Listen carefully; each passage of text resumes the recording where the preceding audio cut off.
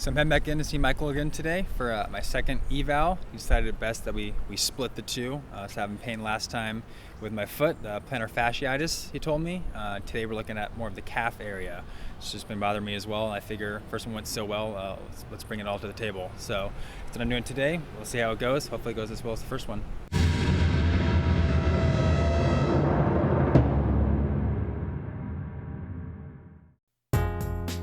Got a lot of calf pain recently. Okay, tell me about it.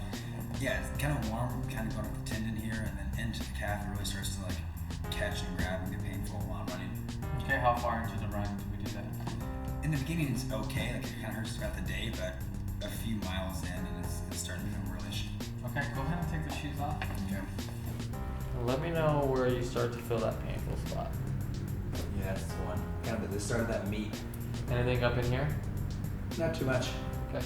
How about down here too? Yeah. Tender, not as bad though.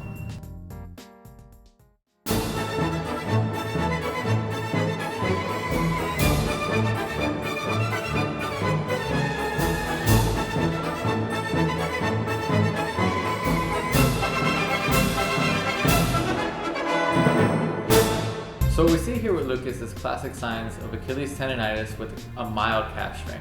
When we did the eval, we kind of looked at his glute strength coming down into his running mechanics, and we noticed that he's limited in glute strength, he's kind of overstriding with his gait, and that's putting an additional load on that Achilles tendon. He's also having this crossover kind of mentality, so when he's landing, that Achilles tendon takes an increased load and the calf is trying to take up for it.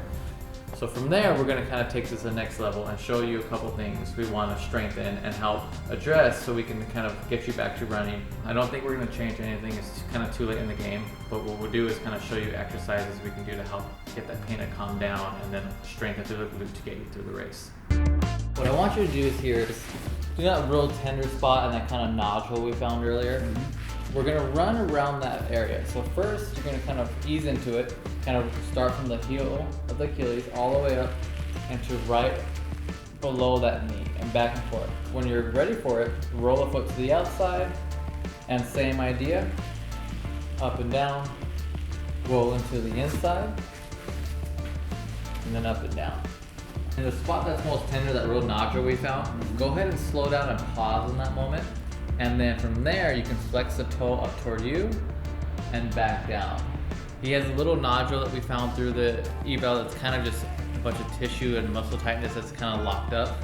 So with this, we're going to kind of dig into it and break into it. If you wanted to increase this, he can kind of put the other weight and lift his hips off the ground and kind of really intensify this movement. All right, if you want to make this a little tougher, we can use this little lacrosse ball. And then what you can do is kind of put that right under the calf and find that spot and then let that dig in. So with the lacrosse ball, since it's smaller, it's a little more pinpoint, a little more intense, but if he's able to tolerate, as most marathon runners are, we have this high pain threshold, you can kind of really dig into that and really get good bang for our buck. Let's put that foam roller aside. And what I want to show you is one way we can get both a calf stretch and try to increase the ankle mobility.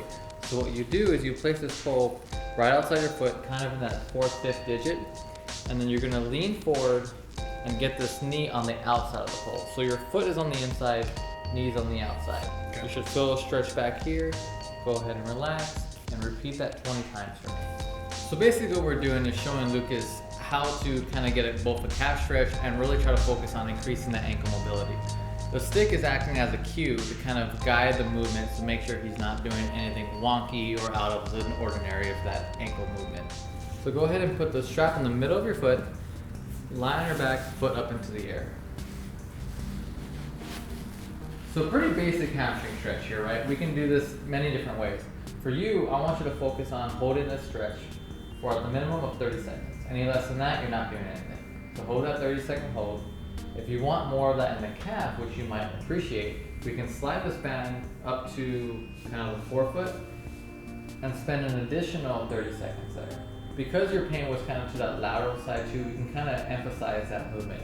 So what you can do there is keeping the hips stable, is kind of pull the foot across the body, and you feel an increased intensity on the outside stretch. There's always modifications you can do to kind of isolate certain areas of the muscle or kind of different tissue spots. For him, because he's on that lateral calf, I have him coming across the body to kind of emphasize that gastroc head.